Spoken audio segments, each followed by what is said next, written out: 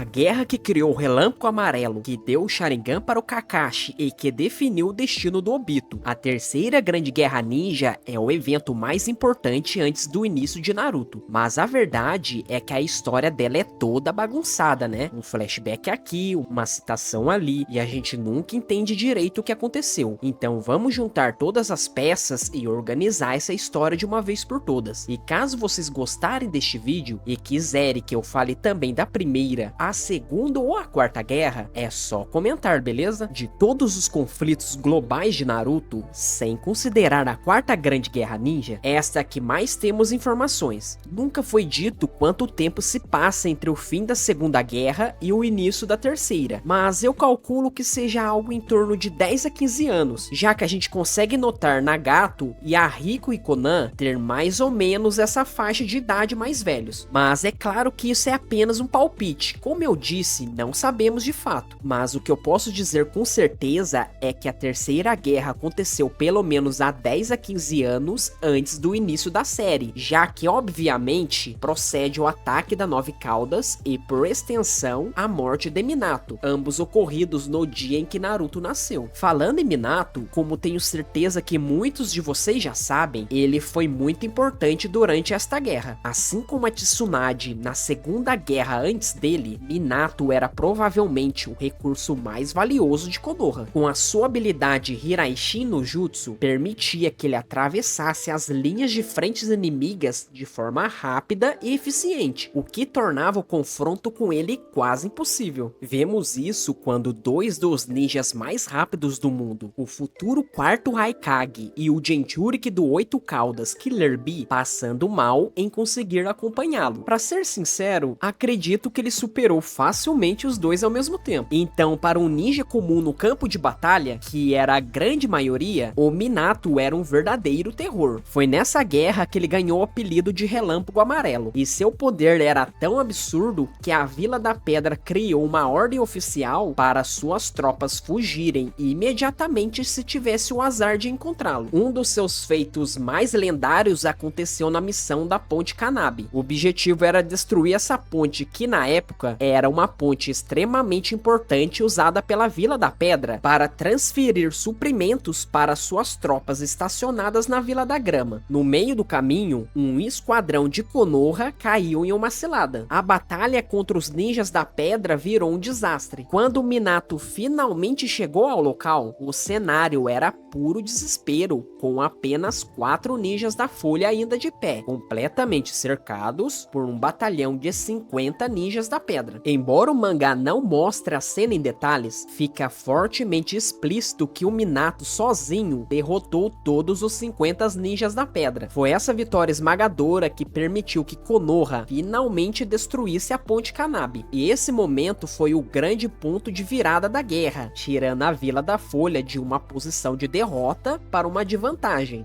Mas para entender por que essa ponte valia tanto, precisamos dar um passo atrás e ver o contexto. A gente sabe que a lore dessa guerra é bem vaga, mas o capítulo 239 do mangá nos dá um contexto exato do conflito entre a Folha e a Pedra. É revelado que a Vila da Pedra invadiu a Vila Oculta da Grama, o que acendeu o alerta em Konoha. E essa não foi a faísca que começou a guerra toda, não. O conflito já estava rolando, e a maior prova disso é que a lendária ordem de se ver o Relâmpago Amarelo e fuja já era conhecido por todos. E isso era um problemão por um simples motivo. A Vila da Grama fica exatamente na fronteira com o País do Fogo, e a Vila da Pedra não estava para brincadeira, pois, segundo as informações de Minato, eles já tinham mandado mais de 1000 ninjas para lá. A jogada era agressiva e o objetivo era claro, capturar a Vila da Grama e usá-la como uma base avançada para facilitar uma invasão em grande escala contra a Folha. No entanto, essa tática era comum na época. Como o próprio Nagato explicou para o Naruto, as lutas entre as grandes nações quase sempre aconteciam nessas vilas menores, que ficavam no meio do caminho. Beleza, mas por que toda essa guerra começou? Então, a causa oficial é bem misteriosa. O que se sabe é que rolou uma grande instabilidade política, um tipo de vácuo de poder entre as 5 grandes nações, e isso foi o suficiente suficiente para todo mundo voltasse a lutar de novo. Essa treta começou primeiro nas fronteiras, e quem acabou pagando o pato, como sempre, foram as pequenas vilas que ficavam no meio do fogo cruzado. A luta que vemos entre a Folha e a Pedra na Vila da Grama é o nosso único exemplo concreto, mas como todas as 5 grandes nações participaram, é seguro assumir que esse cenário se repetiu em todas as partes do mundo. E é aqui que a gente entende porque destruir a Ponte Canabe foi a jogada de mestre da guerra. Sem essa ponte, as tropas da Vila da Pedra que estavam estacionadas na Vila da Grama perderam completamente sua rota de suprimentos e reforços. Isolados e sem recursos, eles não tiveram outra escolha a não ser recuar de volta para o País da Terra. E com isso, o grande plano de invadir o País do Fogo se tornou muito mais difícil, se não impossível. Mas vale lembrar um detalhe importante: não foi o Minato quem destruiu a ponte. Essa missão ficou a cargo de sua equipe, os jovens Kakashi, Obito e Rin, enquanto ele segurava a linha de frente. Porém, a missão se tornou uma tragédia. No caminho, Rin foi capturada e, na desesperada tentativa de resgate, Obito foi esmagado por rochas e dado como morto. Foi nesse exato momento de perda que Kakashi recebeu o Sharingan de seu amigo, um poder que ele usou tão bem que mais tarde na guerra lhe rendeu o famoso apelido de O Ninja Copiador. E o arco do Kakashi Gaiden é basicamente a nossa melhor janela para a Terceira Grande Guerra. É a única vez que a gente realmente vê o conflito de perto. Depois disso, a história da guerra vira um quebra-cabeça. A gente só recebe migalhas de informações, um flashback rápido aqui, uma fala solta ali, e nunca mais temos o cenário completo.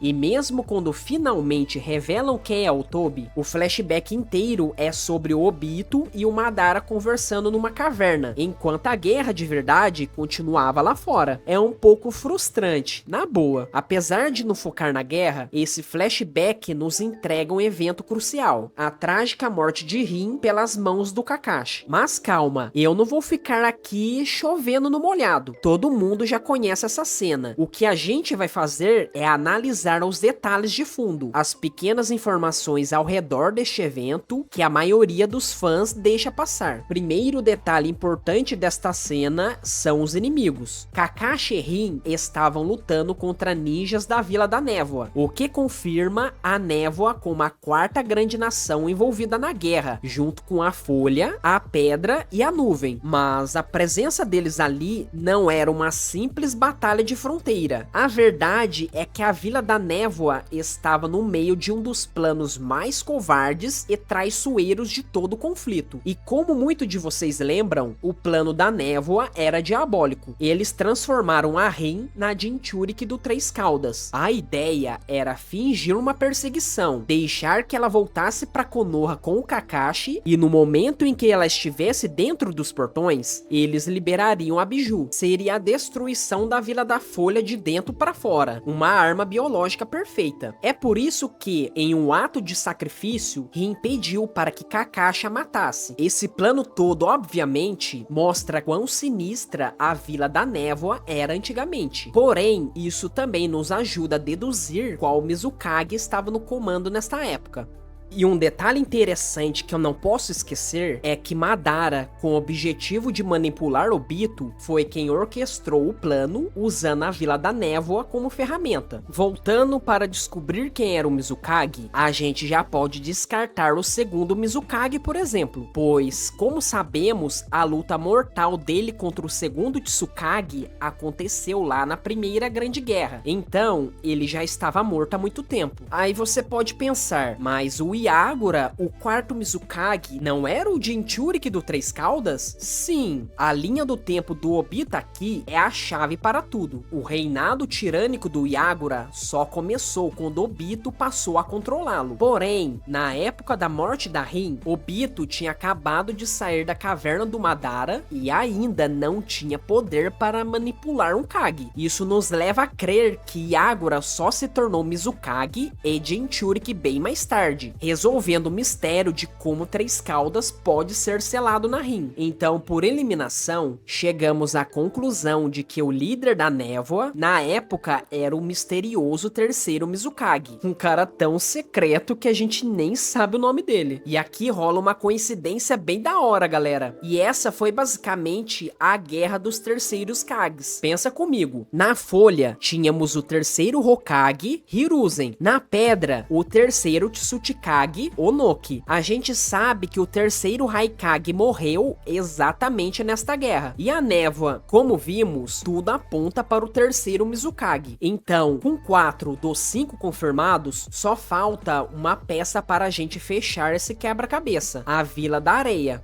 E a chave para o mistério da areia está no Sasori. Nós sabemos que ele lutou na Terceira Grande Guerra, e foi nesse conflito que ele ganhou seu famoso título, Sasori da Areia Vermelha. A origem desse apelido, no entanto, é bem mais sombria do que parece. Não tem nada a ver com o cabelo vermelho dele. O título da Areia Vermelha vem do fato de que ele matou tantos inimigos na guerra que o sangue deles literalmente tingia de vermelho a areia do campo de batalha. E essa linha do tempo nem é teoria. A própria vovó Tio confirma essa ordem dos fatos. Ela deixa claro que o desaparecimento do terceiro Kazekage aconteceu muito tempo depois da deserção do Sasori. Ou seja, a matemática é simples. Se o Kazekage só morreu depois da guerra, então era ele quem estava no poder o tempo todo. E com isso, a gente finalmente fecha o quebra-cabeça da guerra dos terceiros Kages. E como a guerra terminou, segundo as light novels do Itachi, o conflito chegou ao fim com um acordo de cessar fogo, principalmente entre a folha e a pedra. No entanto, a paz veio com um preço político para o Hiruzen. Sua decisão de não exigir reparações de guerra das outras nações gerou uma enorme satisfação no País do Fogo. A pressão interna ficou tão grande que, para acalmar a situação, Hiruzen tomou uma atitude drástica, renunciou ao seu posto e nomeou o herói de guerra Minato como quarto Hokage. E essa decisão de colocar o Minato no poder, galera, causou uma treta gigantesca na vila, principalmente com o clã Uchiha. Mas essa história de conspiração é tão densa que vai ter que ficar para o próximo vídeo. Por agora é isso. Se você curtiu essa viagem por essa história de Naruto,